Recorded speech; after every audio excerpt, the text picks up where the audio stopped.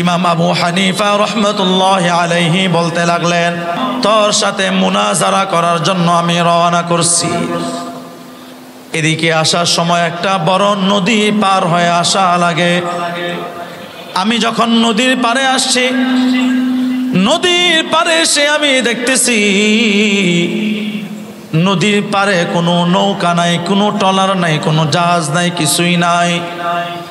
দীর্ঘক্ষণ সময় যাবত আমি দাঁড়ায় আছি একটা নৌকার আশায়।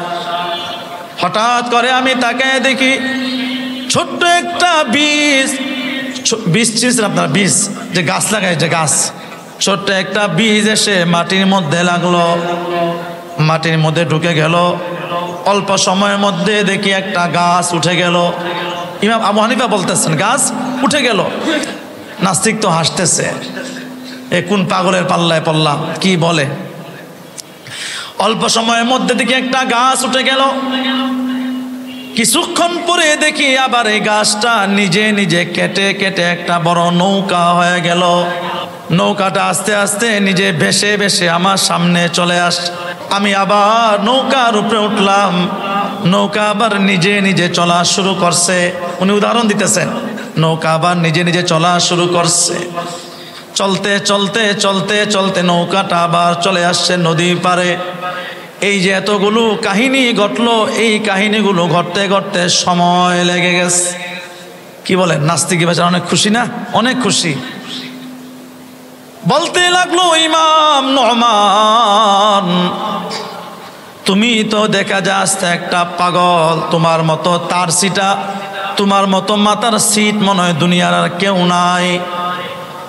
ইমাম আবু হানিফা বলতে লাগলেন, কেন কেন?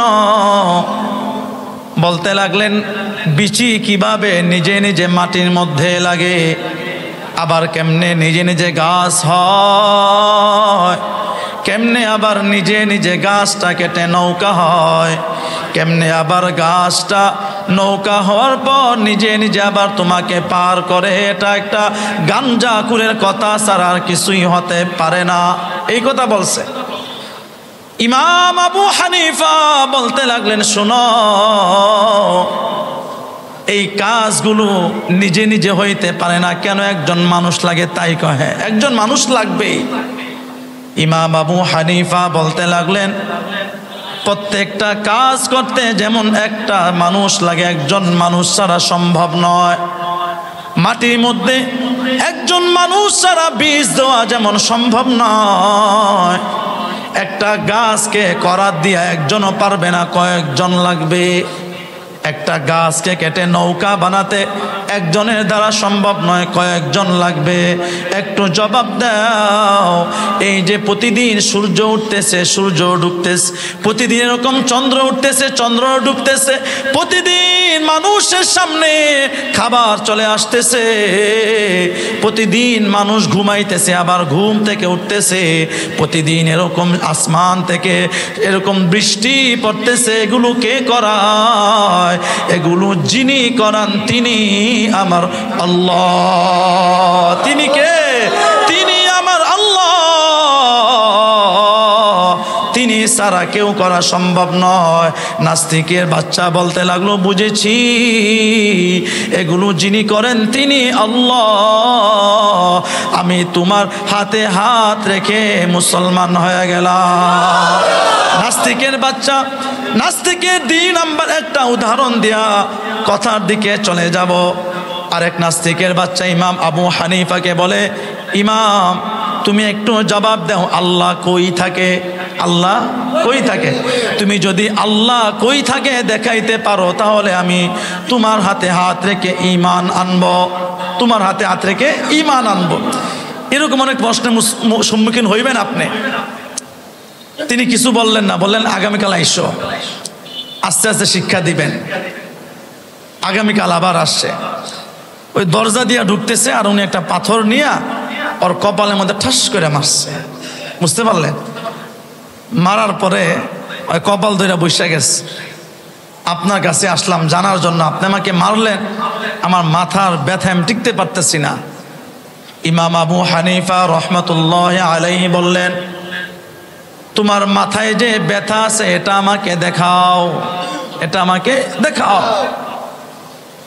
ওই নাস্তিক বলতে লাগলো, আমার মাথায় যে ব্যথা আছে এটা যদি দেখাইতে পারতাম আপনাকে জিগাইতাম নাকি পাগল মনে করছেন? ইমাম আবু হানিফা রহমাতুল্লাহ আলাইহি বললেন, ব্যথা যদি দেখা না যায় তাহলে তুমি কেমনে বুঝলা? ওই নাস্তিক বলতে লাগলো, ব্যথা দেখা যায় না, অনুভব করা যায়। ইমাম আবু হানিফা বলতে লাগলেন, আমার আল্লাহকে দেখা যায় না, আল্লাহকে অনুভব করা যায়, আল্লাহকে অনুভব করা যায়। ওই আল্লাহ বলতেছেন, ওয়াবুদু রাব্বাকা হাত্তা ইয়াতিয়াকাল ইয়াকিন, মৃত্যু আসা পর্যন্ত আমি আল্লাহর ইবাদত করো। মৃত্যু আসা পর্যন্ত যত রোগ আসুক, যত ব্যাধি আসুক, যত সমস্যা আসুক, যত ব্যস্ততা আসুক, ইবাদত বন্দেগি করা ছাড়া যাবে না। কথাটাকা আল্লাহ বলেন, মৃত্যু আসা পর্যন্ত তুমি ইবাদত যদি করতে চাও, এর মধ্যে সবচাইতে বড় বাধা হলো শয়তান। সবচাইতে বড় বাধা কি? শয়তান। এই কথাটা কেন বলতেছি? মৃত্যু পর্যন্ত কেন ইবাদত করতে হবে? আমাদের সমাজের মধ্যে প্রায় মুসলমানের ভিতর একটা ব্যাধি চলে আসছে, রমজান মাসে ইবাদত করলেই হয়, সারা মাসে ইবাদত করলেও নাও চলে। প্রতিটা সময়ের হিসাব, প্রতিটা সময়ের বিচার আল্লাহর কাছে হবে। যে আপনি প্রতিটা মিনিট সময় কিভাবে কাটাইছেন, এটা আল্লাহ পাকের কাছে কিয়ামতের দিন জবাব দেওয়া ছাড়া যাইতে পারবেন না। এই সময়ের মূল্যায়ন আমাদের সমাজে সারা বছরে শুধুমাত্র একটা মাসেই বেশি হয়, সেটা হলো রমজান মাস। কোন মাসে? রমজান মাস। রমজান মাসের পর যেই শাওয়ালের চাঁদ উঠে, শয়তানও ছাড়া পায়, সাথে আমাদের অধিকাংশ মুমিন মুসলমানরাও শয়তানের দলে গিয়া ভর্তি হয়, ঠিক না? রমজান মাসে যেরকম একটা ইবাদতের রেশ আমাদের মধ্যে থাকে, রমজান বিদায় নেওয়ার সাথে সাথে আমাদের মধ্য থেকে সেই ইবাদতের রেশটা চলে যায়। এজন্য জ্ঞানীরা বলেন যে বিবেকবান বিচক্ষণ তো ওই ব্যক্তি যে কোনো কিছু কামাইল এবং সেটাকে সে সঞ্চয় করল, খরচ করলো না, অপচয় করলো না। আপনি একটা পাতিলের মধ্যে অথবা একটা কোষাগারের ভিতরে অথবা একটা ব্যাংকের ভিতরে আপনি 5 টাকা করে খরচ করেন, 5 টাকা করে জমা আপনি রাখেন, কিন্তু আপনি আবার শুক্রবার দিন বাহিরে ঘোরার নামে 100 টাকা নিয়ে চলে যান, তাহলে এই যে ব্যাংক, এই যে সঞ্চয়, এর মধ্যে কোনো বরকত হবে? হবে না। উচিত তো হলো যে লাগাতার ধারাবাহিকভাবে এই সঞ্চয়টা আপনার চলতে থাকবে। এক সময় গিয়া দেখবেন টাকার পরিমাণ খুবই কম, 5 টাকা, কিন্তু আপনি যদি 5 বছর পরে এটাকে খুলেন দেখবেন হয়ে গেছে প্রায় 1 লক্ষ টাকা, ঠিক না? কিন্তু আমাদের মধ্যে এই উদাহরণের মতো মন মানসিকতাটাও নাই। যখন ইবাদতের একটা জোশ জাগে, নামাজ পড়তে পড়তে কপাল পুরা কালো করে ফেলি, রমজান মাসে ইবাদত বন্দেগি করতে করতে করতে শেষ করে ফেলি, কিন্তু যখন রমজানটা চলে যায় অথবা ইবাদতে যে আবেগটা আছে, আবেগটা যখন চলে যায় তখন এর মূল্যায়নটা আর থাকে না, এর মূল্যায়নটাও চলে যায়। ইবাদতের মূল্যায়নটা তখন আমাদের ভিতর আসে যখন আমরা কোনো বিপদে পতিত হই। আমাদের ছেলে সন্তান যারা আছে তাদের দিকে খেয়াল করলে দেখবেন, পরীক্ষা যদি আসে দেখবেন তারা কি পরিমাণ নামাজ পড়ে। যদি কেউ টাকা মাইর খায় অথবা কোনো অ্যাক্সিডেন্ট করে অথবা কোনো অসুস্থ হয়, দেখবেন ওরে নামাজ কারে বলে। কিন্তু উচিত তো ছিল যখন আমি সুস্থ আছি ওই সময় আমি আল্লাহর ইবাদত করা। এজন্য আল্লাহ রসুল তার হাদিসের মধ্যে বলছেন যে 5টা জিনিস আসার আগে 5টা জিনিসের মূল্যায়ন করো। হাদিসটা ইনশাল্লাহ বলবো। 5টা জিনিস আসার আগে 5টা জিনিসের মূল্যায়ন করো, কারণ তোমার জিন্দেগিটা যদি ধারাবাহিকভাবে না থাকে এর কোনো মূল্যায়ন আল্লাহর কাছে থাকবে না। এজন্য আল্লাহ রসুল বলেন, যৌবন মাসে কেউ যদি লাগাতারভাবে ধারাবাহিকভাবে সুন্দরভাবে আল্লাহর ইবাদত করে, সে যখন বৃদ্ধ হয়ে যাবে, বয়সের ভারে তার অঙ্গ প্রত্যঙ্গগুলো যখন দুর্বল হয়ে যাবে, তখনও আল্লাহ তাআলা তাকে পেনশন দিবেন। পেনশন যেরকম পেনশন আমাদের দুনিয়ায় সামাজিক চোখে দেওয়া হয়, একটা কোম্পানির মধ্যে যদি কেউ 20 বছর 30 বছর চাকরি করে, 60 বছর 70 বছর যাওয়ার পর তাকে দেখবেন ওই কোম্পানির পক্ষ থেকে পেনশন দেয় না? দেয়। যদিও সেই পেনশন নিতে অনেক কষ্ট হয়, কিন্তু দেয় তো। কেন দেয়?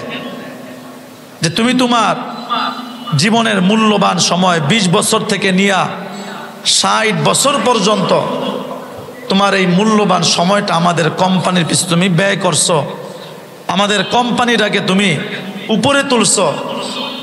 আজকে আমাদের কোম্পানিটা অনেক বড় একটা পর্যায়ে চলে গেছে, এর অন্যতম একটা অবদান তুমি।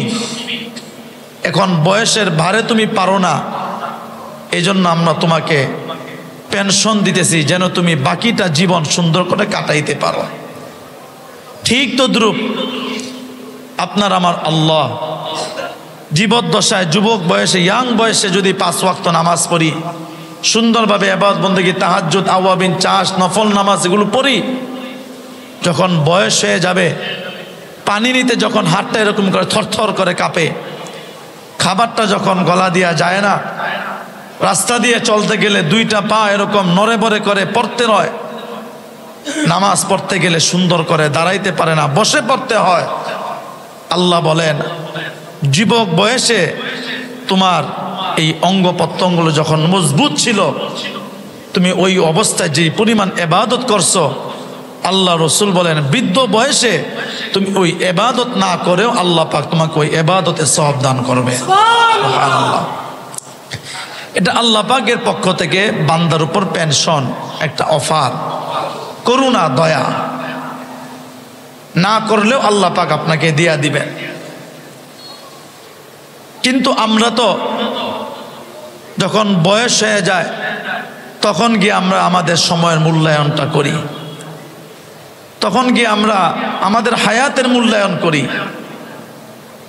কিন্তু যখন আমরা অবসর সময় ছিলাম, আমাদের শরীরে যখন শক্তি ছিল, তখন বৃদ্ধাঙ্গুলি দেখাইয়া পদত্ব পরিদর্শন করে আল্লাহর ইবাদত বন্দেগী করি নাই। এজন্য আল্লাহ রসুল বলেন, قال النبي صلى الله عليه وآله وسلم اغتنم 5 قبل 50 شبابك قبل هرمك وصحتك قبل سقمك وفراغك قبل شغلك وحياتك قبل موتك। আল্লাহ রসুল বলেন, জীবদ্দশায় তুমি 5টা জিনিস শেষ হওয়ার আগে 5টা জিনিসের মূল্যায়ন করো। কয়টা জিনিস শেষ হওয়ার আগে কয়টা জিনিসের মূল্যায়ন করতে বলছেন? 5টা জিনিস শেষ হওয়ার পূর্বে 5টা জিনিসের মূল্যায়ন করতে বলছেন আল্লাহ রসুল। আল্লাহ রসুল সাল্লাল্লাহু আলাইহি ওয়া আলিহি ওয়াসাল্লাম বলেন, 5টা জিনিস শেষ হওয়ার পূর্বে যদি 5টা জিনিসের মূল্যায়ন করো, এই জিনিসগুলো শেষ হওয়ার পূর্বে পরেও আল্লাহ তোমাকে ওই জিনিসের সওয়াব দান করবে। 1 নাম্বার হলো শাবাবাকা ক্বাবলা হারামি, তোমার যৌবন শেষ হওয়ার আগে তুমি যৌবনের মূল্যায়ন করো। কারণ যৌবনে তুমি যেভাবে আল্লাহকে ডাকতে পারবা ওইভাবে ডাকা সম্ভব নয়। যৌবন বয়সে যেভাবে তুমি রমজানে দাঁড়াইয়া 20 রাকাত তারাবি পড়তে পারবা, বৃদ্ধ বয়সে দাঁড়ায় পড়তে বড় কষ্ট হয়ে যায়। রমজান মাসে যেমন তুমি শাওয়াল মাসে 6টা রোজা রেখে কোরআন শরীফে তেলাওয়াত করতে পারো, ওইভাবে তুমি বৃদ্ধ বয়সে করতে কষ্ট হয়ে যায়। প্রতিটা জিনিসের যৌবন আছে, কৈশোর আছে, প্রতিটা জিনিসের শিশুকাল আছে, প্রতিটা জিনিসের বৃদ্ধ বয়স আছে। বৃদ্ধ বয়স চলে আসলে তারপরে যত চায় আর কিন্তু করতে পারে না। একটা হিংস্র প্রাণী সিংহ, একটা হিংস্র প্রাণী বাঘ, একটা হিংস্র প্রাণী সাপ, দেখবেন যখন তার শরীরে শক্তি ছিল একের পর এক পশুকে গিলে গিলে চিবায় চিবায় তারপরে খায়। কিন্তু যখন সিংহ অথবা বাঘ অথবা সাপের বয়স হয়ে যায়, দেখবেন ওই সিংহ বাঘ আর সাপকে পিপিলিকা পর্যন্ত খায়া শেষ করে, ঠিক কিনা? পিপিলিকা পর্যন্ত খায়া শেষ করে। এই জন্য আল্লাহ রসুল বলেন, শাবাবাকা ক্বাবলা হারামিক, যৌবন শেষ হওয়ার আগে, বৃদ্ধকাল চলার আসার আগে তুমি যৌবনের মূল্যায়ন করো। আল্লাহ রসুল অন্য হাদিসে বলেন, যৌবন মাসের ইবাদত আল্লাহর কাছে অন্যান্য সব ইবাদত থেকে বেশি দামি, অন্য সমস্ত ইবাদত থেকে বেশি দামি। কারণ আপনার শরীরে শক্তি আছে, আপনি চাইলে নর্তকীকে নিয়ে, মেয়ে মানুষকে নিয়ে ঘুরতে পারেন, কিন্তু সব বাদ দিয়ে আপনি নামাজ পড়তেছেন, সব বাদ দিয়ে আপনি আল্লাহর ইবাদত করতেছেন। এজন্য আল্লাহ পাক আপনার যৌবনকালের ইবাদতের প্রতি সব চাইতে বেশি খুশি, সব চাইতে বেশি খুশি। 2 নাম্বার, আল্লাহ রাসূল সাল্লাল্লাহু আলাইহি ওয়া আলিহি ওয়াসাল্লাম বলেন, ওয়াসিহহাতাকা ক্বাবলা সুকুমিক, তোমার অসুস্থতা চলে আসার আগে তুমি সুস্থতার মূল্যায়ন করো। সুস্থতার কি করো? মূল্যায়ন করো। অসুস্থতা চলে আসার আগে সুস্থতার মূল্যায়ন করো। ছোট্ট একটা উদাহরণ দিলে বুঝতে পারবেন। আপনার যদি পেটটা খারাপ হয়ে যায়, অথবা আপনার যদি গ্যাসের সমস্যা অথবা ডায়াবেটিসের সমস্যা থাকে, একটু জবাব দেন, মন চাইলে কি দীর্ঘক্ষণ দাঁড়ায় নামাজ পড়া কি সম্ভব? না। যদি পেটটা খারাপ হয়ে যায়, নামাজের মধ্যে দাঁড়ায় আছেন, হঠাৎ করে পেটটা মোচড় মারছে, দৌড়ে টয়লেটে যাওয়া লাগবে। আপনার ডায়াবেটিসের সমস্যা, পেশাবের সমস্যা, অথবা আপনার গ্যাস্ট্রিকের সমস্যা, অথবা আপনার মাথায় ব্রেইনে সমস্যা, নামাজে দাঁড়াইবেন, দেখবেন আপনার অল্প সময়ের মধ্যে আপনার শরীরটা ক্লান্ত হয়ে যায়, ঠিক কি না? শরীরটা ক্লান্ত হয়ে যায়। আবার আপনার শরীরের মধ্যে যদি প্যারালাইজ রোগী হয়ে যান, আপনার যদি শরীরের একটা পার্শ্ব অকেজ হয়ে যায়, আপনি দেখবেন আপনি যখন 2 হাত তাকবীর উলার জন্য এরকম 2টা হাত উঠাইতে চান, একটা হাত উঠে আর একটা হাত উঠতে চায় না, কারণ প্যারালাইজড, হাতটা পড়ে আছে। আল্লাহ রসুল বলেন, এই অসুস্থতা আসার আগে তুমি সুস্থতার মূল্যায়ন করো, সুস্থতার মূল্যায়ন করো।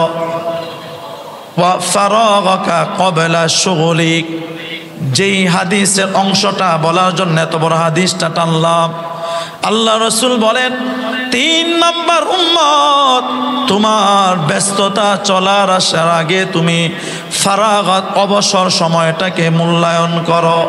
অবসর সময়টা কি করো? মূল্যায়ন করো। কারণ ব্যস্ততা যখন চলে আসবে, যদি তোমার মাথার উপর সমাজের দায়িত্ব চলে আসে, যদি তোমার মাথার উপর পরিবারের দায়িত্ব চলে আসে, তুমি যখন যুবক বয়সে আছো, তোমার বিবি নাই, তোমার সন্তান নাই, তোমার পরিবার নাই, তোমার দোকান নাই, ব্যবসা বাণিজ্য কিছু নাই, এক কথায় তোমার একেবারেই ব্যস্ত নাই, তুমি একেবারে অবসর সময় কাটাইতেছ। আল্লাহ রসুল বলেন, যখন তোমার পরিবার হয়ে যাবে, তোমার সন্তান হয়ে যাবে, যখন তোমার বিবি চলে আসবে, তোমার দোকানপাট ব্যবসা বাণিজ্য হয়ে যাবে, তোমার 24টা ঘন্টার মধ্যে 16টা ঘন্টা যখন তোমার ব্যবসা দোকানপাটে দেওয়া লাগবে, তখন তুমি আল্লাহকে ডাকার আর সময় পাইবা না। ঠিক কিনা? আল্লাহর ডাকার সময় পাইবা না। এই জন্য আল্লাহ রসুল বলেন, ব্যস্ততা চলার আগে, ব্যস্ততা চলে আসার আগে তুমি তোমার ফারাগাত অবসর সময়টাকে মূল্যায়ন করো। আল্লাহ রসুল বলেন, যদি তুমি ব্যস্ততা চলে আসার আগে অবসর সময়কে মূল্যায়ন করে আল্লাহর ইবাদত বন্দেগী করো, তাহলে তোমার ব্যস্ততার সময়ও আল্লাহ তাআলা অবসর সময়ের ইবাদতের আমল তোমার আমল নামায় লিখে দিবে। সুবহানাল্লাহ। এজন্য এখন আমাদের অবসর সময়, শাওয়াল মাস চলতেছে, ঈদের যে আমেজ আছে, ঈদের আমেজ চলে গেছে, এখন আমরা অবসর সময় কাটাইতেছি। আমাদের প্রত্যেকটা সময় একমাত্র ইবাদত বন্দেগী চলবে কার? আল্লাহ। একমাত্র ইবাদত বন্দেগী চলবে আল্লাহ। আল্লাহ তাআলা সূরাতুল হিজরের 14তম পারার 6 নম্বর পৃষ্ঠা, সূরাতুল হিজরের একেবারে শেষ আয়াতে গিয়ে আল্লাহ তাআলা বলেন, ওয়াবুদ রাব্বাকা হাত্তা ইয়াতিয়াকাল ইয়াকিন। হে গোলাম, তুমি ইবাদত করো একেবারে দৃঢ় বিশ্বাস, দৃঢ় কাজ চলে আসা পর্যন্ত। ইবাদত করে একেবারে দৃঢ় কাজ, দৃঢ় বিশ্বাস চলে আসার পর্যন্ত। এখন এই দৃঢ় বিশ্বাস কাকে বলে? আল্লাহ বলছেন ইবাদত করো। দৃঢ় বিশ্বাস কাকে বলে? আল্লাহ এখানে বলছেন ইয়াকিন। তাফসীর ইবনে কাসিরের মধ্যে, কিতাবের মধ্যে তিনি উল্লেখ করেন, 29 পারায় গেলে আল্লাহ পাক আরো কয়েকটা আয়াত নাজিল করছেন। সেখানে গিয়ে আল্লাহ তাআলা বলেন, ক্বালু লাম নাকু মিনাল মুসাল্লিন ওয়া লাম নাকু নুতঈমুল মিসকিন ওয়া কুন্না নাখুদু মাআল খায়িদিন ওয়া কুন্না নুকাযযিবু বিয়াউমিদ্দিন হাত্তা আতানাল ইয়াকিন। মোটমাট 4টা আয়াত। আল্লাহ বলেন, কিয়ামতের দিন জাহান্নামীরা বলবে যে আমরা নামাজ পড়ি নাই, আমরা মিসকিনদেরকে খাবার দেই নাই। কোন পর্যন্ত? বলছে মৃত্যু আসা পর্যন্ত। আল্লাহ পাক অন্য আয়াতের মধ্যে বলছেন মৃত্যু আসা পর্যন্ত। আর এই আয়াতে যে আয়াত আমি পড়লাম, আল্লাহ বলছেন ওয়াবুদ রাব্বাকা হাত্তা ইয়াতিয়াকাল ইয়াকিন। ইয়াকিন আসা পর্যন্ত তোমরা আমি আল্লাহর ইবাদত বন্দেগী করো। কোন মানুষ যদি চাকরি করে, প্রতিটা মানুষের চাকরির একটা সময় আছে, চাকরি শেষ হওয়ার একটা সময় আছে। একটু আগে বললাম, চাকরি যদি শেষ হয়ে যায় তাহলে মনিব তাকে পেনশন দেয়। বোঝা গেল চাকরি একটা সময় আছে। চাকরিতে জয়েন করার জন্য একটা সময় আছে, 20 বছর 22 বছর হওয়া লাগে। আবার চাকরি শেষ হওয়ার জন্য আবার একটা সময় আছে 60 বছর, তারপর আর চাকরি করা যায় না। কিন্তু গোলাম আর মনিবের ভিতর কোনো সময় সীমা নাই। গোলামের যেই ইচ্ছা, ওই ইচ্ছাটা হয় মনিবের ইচ্ছা অনুযায়ী। ঠিক কিনা? গোলামের ইচ্ছাটা হয় মনিবের ইচ্ছা অনুযায়ী। এই সারা দুনিয়ার মধ্যে যতগুলো সৃষ্টি আছে, যতগুলো মানুষ আছে, যতগুলো নর নারী আছে, সবাই হলো গোলাম। কার গোলাম? আল্লাহর গোলাম। সমস্ত মানুষ হলো আল্লাহর গোলাম, আর আমার আল্লাহ হইলেন খালেক। আল্লাহ বলেন, ওয়ামা খালাকতুল জিন্না ওয়াল ইনসা ইল্লা লিয়াবুদুন। মানুষ আর আমি জিন সৃষ্টি করলাম একমাত্র আমি আল্লাহর ইবাদত করার জন্য। আল্লাহ তাআলা বলতেছেন, ওয়াবুদ রাব্বাকা হাত্তা ইয়াতিয়াকাল ইয়াকিন। ইবাদত করো দৃঢ় বিশ্বাস আসা পর্যন্ত। আল্লাহ তাআলা এখানে দৃঢ় বিশ্বাস কেন বললেন জানা দরকার আছে না নাই? দৃঢ় বিশ্বাস কেন বললেন? এই পৃথিবীর মধ্যে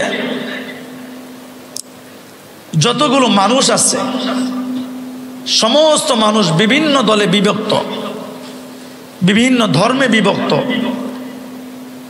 এর মধ্যে মুসলমানদের সংখ্যা সবচাইতে বেশি। মুসলমানদের সংখ্যা সবচাইতে কি বেশি? দলগতভাবে, কি গতভাবে? দলগতভাবে। মনে করেন শুধু ইহুদি এতগুলো নাই মুসলমান যতগুলো আছে, শুধু হিন্দু এতগুলো নাই যতগুলো মুসলমান পৃথিবীতে আছে, শুধু খ্রিস্টান এতগুলো নাই মুসলমান যতগুলো আছে। এখন যারা ইহুদি আছে, নাসারা আছে, বেদিন বেঈমান আছে, তারা কি আল্লাহকে পরিপূর্ণরূপে আমাদের মতো বিশ্বাস করে? করে না।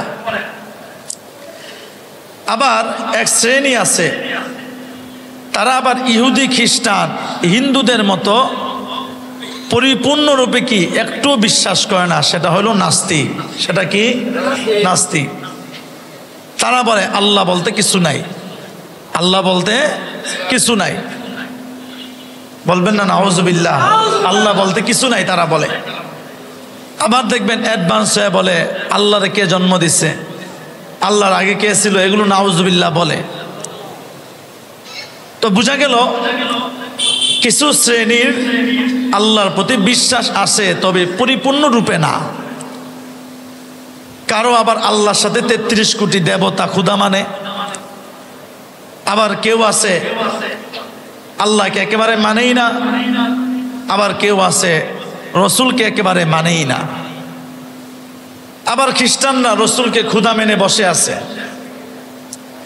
এখন আল্লাহ যে বলবেন যে তুমি তোমার অমুক সময় পর্যন্ত অমুক জিনিসকে বিশ্বাস করে তুমি ইবাদত করো, প্রতিটা শ্রেণীরই কম বেশি দেখা যায় মুসলমান ছাড়া তারা ওই জিনিসের সাথে আরেকটা জিনিসের কি করে? শরীক সাব্যস্ত করে। কিন্তু এমন কোন জিনিসটা আছে যে জিনিসটা কেউ শরীক সাব্যস্ত করে না, বরং সবাই একচেটিয়া ভাবে মানে? ওইটা কি আল্লাহ পাক এখানে তুলে ধরছে। সেই জিনিসটা হলো যে জিনিসটা সকলেই মানতে বাধ্য, সেটা হলো মরণ। সেটা কি? মরণ। এই মরণকে বিশ্বাস করে না, মরতে হবে না, এরকম একটা মানুষও পাইবেন না। সবাইকে মরতে তো হইবই, মরণ তো আছেই। এই কথা দেখবেন যত বড় কাট্টা নাস্তিক হোক, নাস্তিক বোঝেন আপনারা? সামনে আসবে হজের মাস, হজ নিয়ে আলোচনা করতে হবে। এরপরে আসবে কুরবানির মাস, কুরবানির ওয়াজ করতে হবে। তারপরে আসবে মুহররমের ওয়াজ। এরকম ধাপ ধাপ করে পার্ট টু পার্ট ওয়াজ করতে করতে মাস শেষ হয়ে যায়, যার কারণে আমরা অনেক কিছু কিছু জানতে পারি না। তো ইমাম আবু হানিফা রহমতুল্লাহ আলাইহি পূর্ণাঙ্গ নাম হলো নু'মান ইবনে সাবেত। নু'মান ইবনে সাবেত তিনি একজন তাবিঈ। তার মুখে, তার বাবার মুখে হযরতে আলী রাদিয়াল্লাহু আনহু তাহলিক করাইছেন, মানে বাচ্চা জন্মগ্রহণ করার পর মুখের মধ্যে যে খেজুর দেয় না উলামায়ে কেরামরা, এটা দেওয়া হয়েছে হযরত আলী রাদিয়াল্লাহু আনহু। এই নু'মান ইবনে সাবেত তিনি তাবিঈ এবং 4 জন ইমামের মধ্যে সমস্ত জমহুর উলামায়ে কেরামদের মত তিনি সবচেয়ে উপরে আছেন। তো ওই যে 9টা বাজে যাওয়ার সময়, 9টা বাইজে গেছে, 10টা 11টা, তিনি ঠিক 12টা কিংবা 1টার দিকে গিয়া মজলিসে উপস্থিত হয়েছেন। মজলিসে গিয়ে উপস্থিত হওয়ার পর জিজ্ঞাসা করলো যে এত দেরি কইরা কি লিগে আইছেন? আপনার নিজের ভিতরে ঠিক নাই, আপনার আবার আল্লাহর ভিতর ঠিক থাকবো কি? নাউজুবিল্লাহ বলবেন না? ইমাম আবু হানিফারে বলতে লাগলো তোমার ভিতরে ঠিক নাই, তোমার আল্লাহর ভিতরে ঠিক থাকবো কি? নাস্তিক বলতেছি। নাস্তিক কারে বলে? ইমাম আবু হানিফা রহমতুল্লাহ আলাইহি বললেন, দেখো রাস্তার মধ্যে অনেক কিছু ঘইটা গেছে, এই জন্য দেরি হয়ে গেছে। কি ঘটছে তোমার? ইমাম আবু হানিফা রহমতুল্লাহ আলাইহি বলতে লাগলেন, এই নাস্তিকের বাচ্চা, আমি যখন তোর সাথে মুনাজারা করার জন্য আমি রওনা করছি, এদিকে আসার সময় একটা বড় নদী পার হয়ে আসা লাগে। আমি যখন নদীর পারে আসছি, নদীর পারে এসে আমি দেখতেছি নদীর পারে কোনো নৌকা নাই, কোনো ট্রলার নাই, কোনো জাহাজ নাই, কিছুই নাই। দীর্ঘক্ষণ সময় যাবত আমি দাঁড়ায় আছি একটা নৌকার আশায়। হঠাৎ করে আমি তাকে দেখি ছোট্ট একটা বীজ চিনছেন আপনার? বীজ যে গাছ লাগায়, যে গাছ, ছোট্ট একটা বীজ এসে মাটির মধ্যে লাগলো, মাটির মধ্যে ঢুকে গেল। অল্প সময়ের মধ্যে দেখি একটা গাছ উঠে গেল। ইমাম আবু হানিফা বলতেছেন গাছ উঠে গেল। নাস্তিক তো হাসতেছে, এ কোন পাগলের পাল্লায় পড়লাম, কি বলে। অল্প সময়ের মধ্যে দেখি একটা গাছ উঠে গেল। কিছুক্ষণ পরে দেখি আবার এই গাছটা নিজে নিজে কেটে কেটে একটা বড় নৌকা হয়ে গেল। সুবহানাল্লাহ বলা লাগবে না, বলা লাগবে না, ধরলেন না, শুনেন এই যে সুবহানাল্লাহ বলা বিষয় না, শুনেন।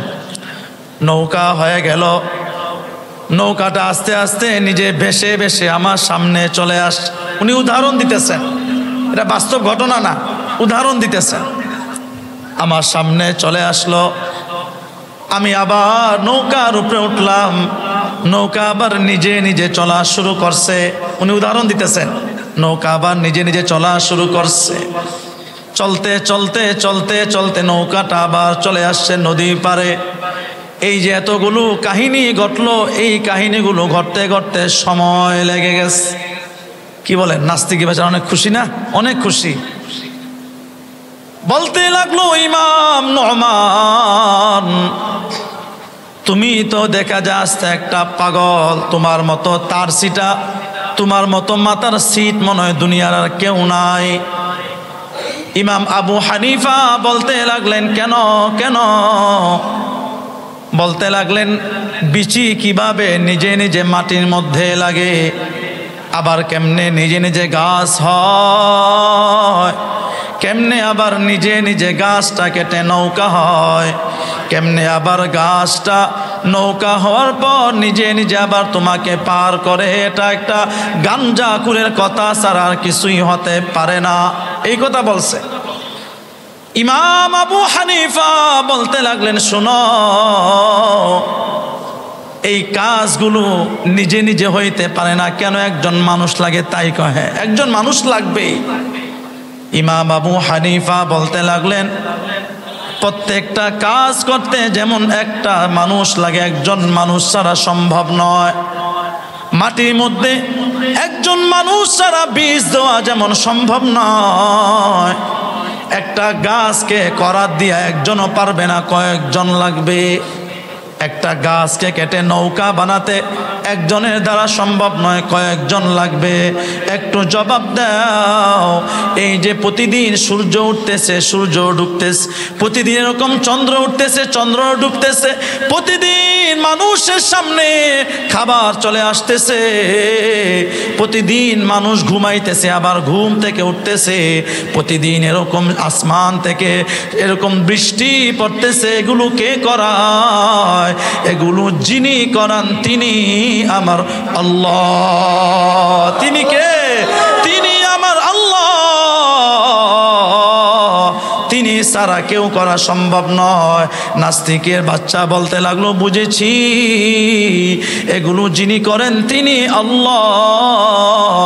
আমি তোমার হাতে হাত রেখে মুসলমান হয়ে গেলাম। নাস্তিকের বাচ্চা, নাস্তিকের 2 নাম্বার একটা উদাহরণ দিয়া কথার দিকে চলে যাব। আরেক নাস্তিকের বাচ্চা ইমাম আবু হানিফাকে বলে, ইমাম তুমি একটু জবাব দাও, আল্লাহ কই থাকে? আল্লাহ কই থাকে? তুমি যদি আল্লাহ কই থাকে দেখাইতে পারো, তাহলে আমি তোমার হাতে হাত রেখে ঈমান আনবো, তোমার হাতে হাত রেখে ঈমান আনবো। এরকম অনেক প্রশ্নের সম্মুখীন হইবেন আপনি। ইমাম আবু হানিফা রহমতুল্লাহ আলী বলতে লাগলেন, এগুলো দেখা যায় কুত্তার লেন্সার চাইতে আরো বেকা, কুত্তার লেন্সার চাইতে আরো বেকা, এটা ঠিক করান যাইব না, কি করা যায়? তিনি কিছু বললেন না, বললেন আগামীকাল আইসো, আস্তে আস্তে শিক্ষা দিবেন।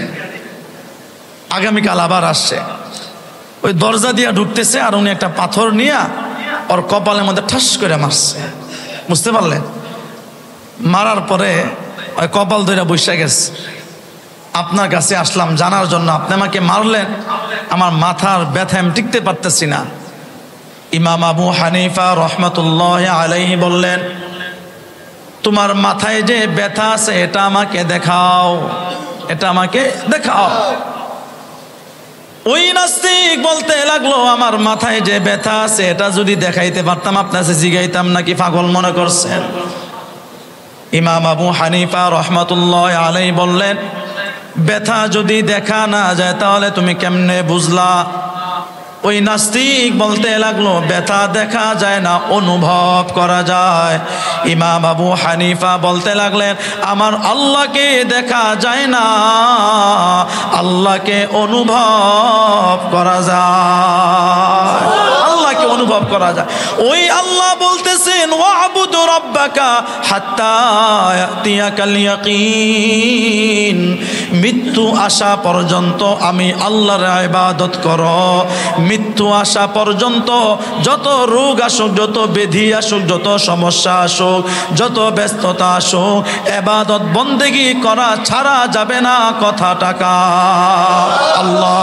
আল্লাহ বলেন, মৃত্যু আসা পর্যন্ত তুমি ইবাদত যদি করতে চাও, এর মধ্যে সবচাইতে বড় বাধা হলো শয়তান। সবচাইতে বড় বাধা কি? শয়তান। এই কথাটা কেন বলতেছি? মৃত্যু পর্যন্ত কেন ইবাদত করতে হবে? আমাদের সমাজের মধ্যে প্রায় মুসলমানের ভিতর একটা ব্যাধি চলে আসছে, রমজান মাসে ইবাদত করলেই হয়, সারা মাস ইবাদত করলেও নাও চলে। কি বলেন? এরকম একটা খেয়াল ধারণা চলে আসছে। নতুবা রমজান মাসে জুমার দিন মাঠ পর্যন্ত ভইরা গেছে, শেষ পর্যন্ত মুসল্লি গেছে। এখনের জুমা দেখেন অথবা অন্যান্য ওয়াক্তিয়া নামাজ দেখেন, বলতে পারেন যে হুজুর জোহরের সময় অফিসে থাকি, আসরের সময় বাহিরে থাকি, মাগরিবের সময় দোকানে থাকি, এশার সময় বাহিরে থাকি। অন্তত পক্ষে পার্সেন্টেজে যদি হিসাব করি, 100-র মধ্যে 95% মানুষ তো ফজরের সময় এলাকায় থাকে না? থাকে। কিন্তু রমজানের যেই ফজরের সময় পুরা মসজিদ ভইরা যাইত, এখন ফজর কি অন্য কোনো সারা 5 ওয়াক্ত নামাজ মিলাইলো রমজানের এক ফজরের মানুষের মুসল্লি পরিমাণ হয় না, হয় না। এর কারণ কি? এজন্যই আল্লাহ তাআলা বলেন, ওয়াবুদ রাব্বাকা হাত্তা ইয়াতিয়াকাল ইয়াকিন, মরণ আসা পর্যন্ত তোমরা আল্লাহর ইবাদত করো। কি আসা পর্যন্ত? মরণ আসা পর্যন্ত। যেদিন মালাকুল মাউত চলে আসবে, ওই দিন গিয়ে আপনার ইবাদতের দরজা বন্ধ হবে। এর পর্যন্ত রমজান বলেন, রমজান ছাড়া বলেন, কুরবানি বলেন, জিলহজ বলেন, মুহররম বলেন, যেদিনই আসুক, দিন হোক রাত হোক, নামাজ বলেন, হজ বলেন, যাকাত বলেন, সমস্ত ধরনের ইবাদত চলবে কতদিন পর্যন্ত? মরণ পর্যন্ত। স্মরণ থাকবে তো কথাটা? সময় হয়ে গেছে, কথা এখানে ইনশাল্লাহ থাকবো। আগামী সপ্তাহে ইনশাল্লাহ এর বাকি অর্ধেক ইনশাল্লাহ শোনা যাবে। মরণ পর্যন্ত আমাদের ইবাদত চলতেই থাকবে, কোনোদিন ক্লান্ত হবে না। মাঝে মাঝে বিভিন্ন মৌসুম আসবে, শবে বরাত আসবে, ইবাদত করলে একটু বেশি সওয়াব পাওয়া যায়। এমন কোনো হাদিস, এমন কোনো কোরআনের আয়াত আমার মুখে অথবা পৃথিবীর কোনো উলামায়ে কেরাম অথবা রসুলের মুখে কি শুনছেন যে রমজান মাসে যদি কেউ সুন্দরভাবে ইবাদত করে অথবা শবে বরাত, শবে কদরে সারা রাত্র যদি কেউ ইবাদত করে, তাহলে আর সারা বছর ইবাদত না করলেও চলে, এমন কোনো হাদিস অথবা কোরআনের আয়াত শুনছেন? তো জুড়ে বলেন না শুনছেন? শুনেন নাই, এটা আপনারা নিজেরাই শিকার যাইতেছেন। কিন্তু দেখা যায় আবার নিজেরাই এটা ভঙ্গ করতেছেন, নিজেদের কথার উপর নিজেরাই অটল নাই। এটা ঠিক না। এজন্য রমজানে যেভাবে ইবাদত করে